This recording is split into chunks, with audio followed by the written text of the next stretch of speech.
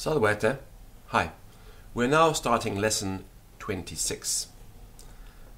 At this point in the course, we're going to start to explicitly study the Latin that we are learning. We're going to be doing something which the ancient Romans did in their schoolrooms called parsing. And we're going to be doing the parsing in Latin using a very similar questioning format to that we've developed so far. And we're going to build up a facility with parsing our sentences in Latin. Now, this is sort of a meta-analysis, an overall analysis, and it's very useful as it makes the structures that we are using explicit to us, especially when we're reading poetry. Sometimes we need to ask ourselves mentally, what case is that? What is this? What is that? And this form of questioning that we're using, interestingly enough, is modeled very, very closely on that found in a book by Priscian called the Partitiones, in which he analyzes, using a dialogue, the first part of Virgil's Aeneid. Scholars tell us that this form of questioning models very closely what would have happened in the classroom of a Roman grammarian when he was teaching his students. We're going to start off very slowly, very gradually, and we will very slowly build up our competence. So, to start off with a few bits and pieces that we need to clarify before we can move in on the kill. So, I am, to revise, sum. So, sum up here, sum, I am. And an example sentence, esne tu somniculosus? Somniculosus sum. Or if you're a girl, esne tu somniculosa? Somniculosa sum. That's sum. Es, you are. Also here, sum es. Es. Esne fessa domina? Fessa sum fili mi carissime. He or she or it is, this is a word we've used many times, est. Sum es est. Estne tibi mensa? Est mihi mensa. Estne Cerberus animal? Cerberus est animal. They are, in the plural, sunt. Sum es est, and then I'm going to give you sunt, they are. We'll be seeing that in action quite soon. A part of something, a portion of something, is pars. Pars, partem, partis, and ex parte. Ex parte is used in English sometimes.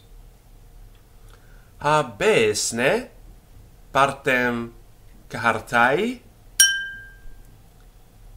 Partem kahartai habeo? Habesne magnam partem kahartai? Magnam kahartai partem habeo. Estne tibi magna pars kahartai? Est mihi magna pars kahartai. The plural, which we'll see in a certain form later on, partes. Speech, oratio. The accusative, orationem, and the genitive, orationis. A new verb, audio, I hear. Audio. Audio, I hear. Audis, you hear. Audit, he hears, she hears, it hears. Audit, audio, audis, audit. Audisne, audio. Audisne orationem. Orationem audio. Audisne orationem magnam. magnam orationem audio. Auditne, pater, magnam orationem meam. Pater, magnam tuam orationem audit. Auditne quintus orationem tuam bonam. Non quintus orationem meam bonam non audit. Quam orationem audis? Patris orationem audio. Now some grammatical terminology.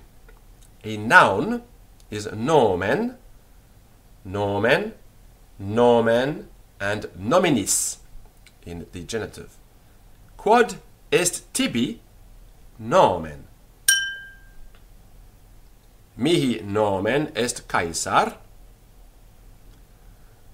A pronoun, pronomen, pronomen, pronominis. A verb, this is the main word in the sentence. A Latin sentence can consist of simply one word, and the word verbum actually just means word. But as it's the main word in the sentence, the sine qua non, that then takes on the meaning in grammar of a verb as we understand it in English. But you should be aware that the word verbum in Latin can have a much more broad meaning outside of grammatical usage. So a verb, verbum, verbum, verbi. Audisne verbum, verbum audio. Audisne verbum meum, verbum tuum audio. Auditne pater, verbum pistoris. Non audit pater, verbum pistoris. Num verbum meum turpe habes. Verbum tuum turpe non habeo. Videsne verbum meum an sartoris. Verbum sartoris video. An adverb, adverbium, adverbium, and adverbi. A participle, participium, participium, participi. If you don't know what these grammatical terms refer to exactly, don't worry. We'll be getting to those later on, their precise meanings and their usages. Preposition, praepositio, praepositionem, praepositionis. A conjunction, conjunctio, conjunctionem, conjunctionis. An interjection, interjectio, interjectionem, interjectionis. Now, these are all very similar to the English, so I haven't bothered really to give you practice sentences. Adverbium, participium, praepositio, conjunctio, interjectio.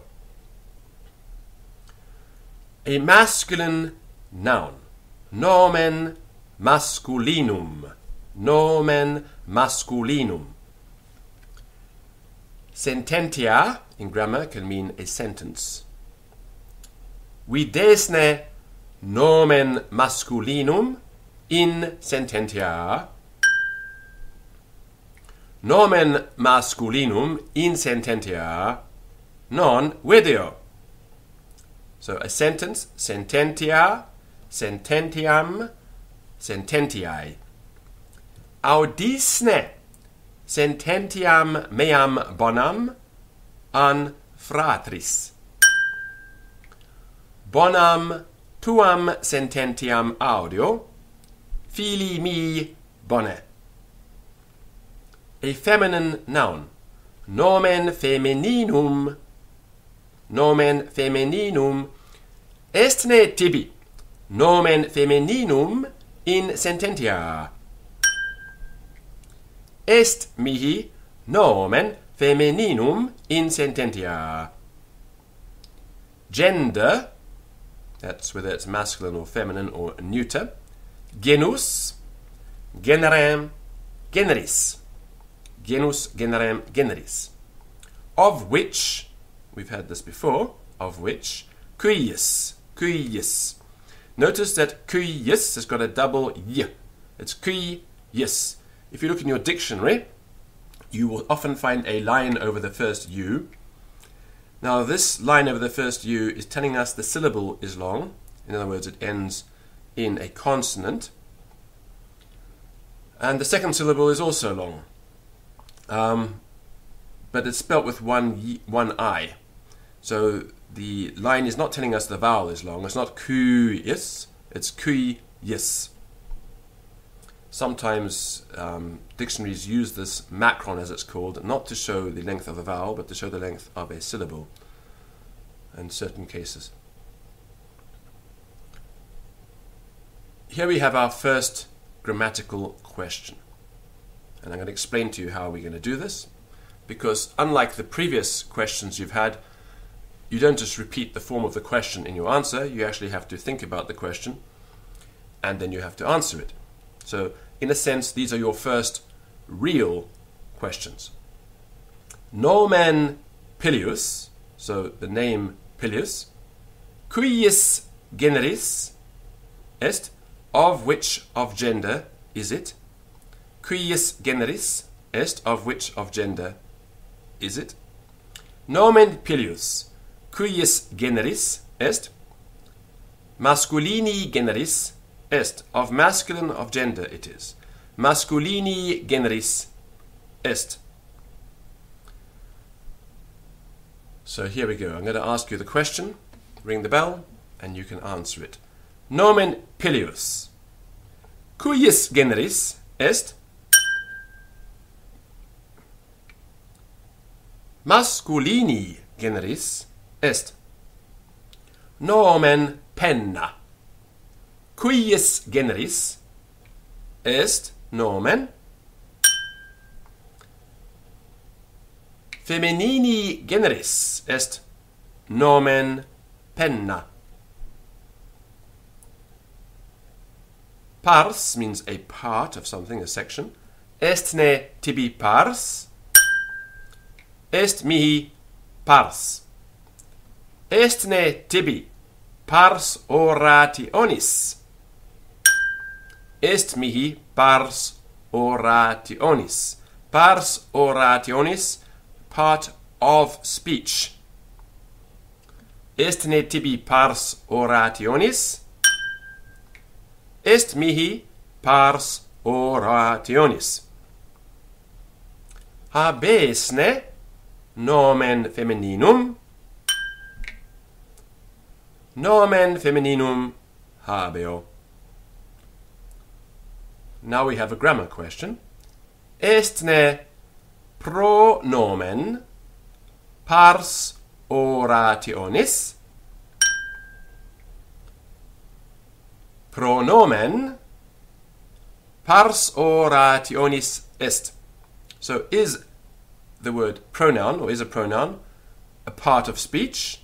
A pronoun is a part of speech. So est ne pronomen pars orationis? Pronomen orationis pars est. Est ne verbum orationis pars? Sane quidem domine verbum orationis pars est. Tibiale, cuius generis est nomen? Tibiale est nomen neutri generis? Taenia, cuius generis est? Generis est taenia feminini. Mensa, cuius generis est? Mensa est nomen feminini generis. Saccharum, cujus generis est. Saccharum est nomen neutri generis. Sal, cujus generis est. Sal est nomen neutri generis. Liber, cujus generis est. Liber est nomen masculini generis. Canis, cujus generis est. Now note, the word for dog can be a male or a female dog, and so we have something called common gender. Canis est nomen generis communis. Canis est masculini generis, et canis est feminini generis. Canis communis generis est. So it's of common, of gender. Canis, cujus generis est. Canis est nomen generis communis. Canis est masculini generis. Et canis est feminini generis. Canis generis communis est. And that brings us to the end of lesson 26. Voila, more grammar in the next lesson.